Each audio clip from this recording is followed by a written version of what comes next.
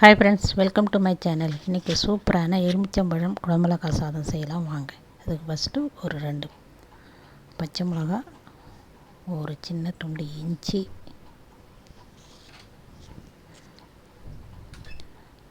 தேங்காய், கருவேப்பிலை ஒரு கொத்து, தேங்காய் உங்களுக்கு வேணும்னா இன்னும் கொஞ்சம் கூட சேர்த்துக்கலாம். காரமும் கொஞ்சம் சேர்த்து வேணும்னா 1-2 பச்சை மிளகா குட்டி சேர்த்துக்குங்க. கொஞ்சம் மஞ்சள் பொடி போட்டு கொஞ்சம் நல்லா அரைச்சி வச்சுக்கலாம். இப்போ எண்ணெய் சேர்த்து கடுகு, சீரகம், கடலைப்பருப்பு, உளுத்தம்பருப்பு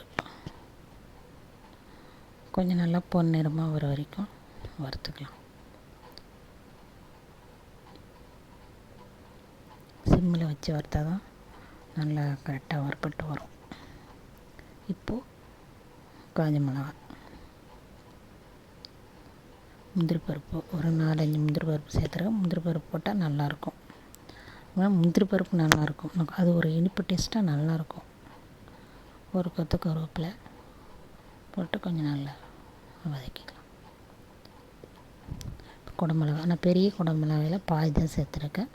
நீங்கள் ஃபுல் உங்களுக்கு பிடிக்குன்னா இன்னும் கொஞ்சம் நிறையவே சேர்த்துக்கலாம், நல்லாயிருக்கும். எங்கள் வீட்டில் யாருக்கும் பிடிக்காது, அதனால் நான் கொஞ்சமாக சேர்த்துருக்கேன்.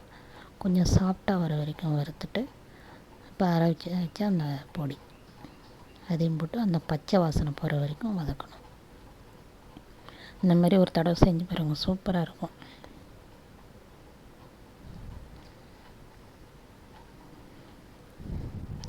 டெய்லி ஒரே மாதிரியே சரி, கொஞ்சம் டிஃப்ரெண்ட்டாக செஞ்சேன் நல்லாயிருக்கும். லெமன் சாதத்தோட தனியாக செய்கிற லெமன் சாதத்தோட இது இப்படி செஞ்சால் நல்லாயிருக்கும். கொஞ்சம் பெருங்காயம் போட்டு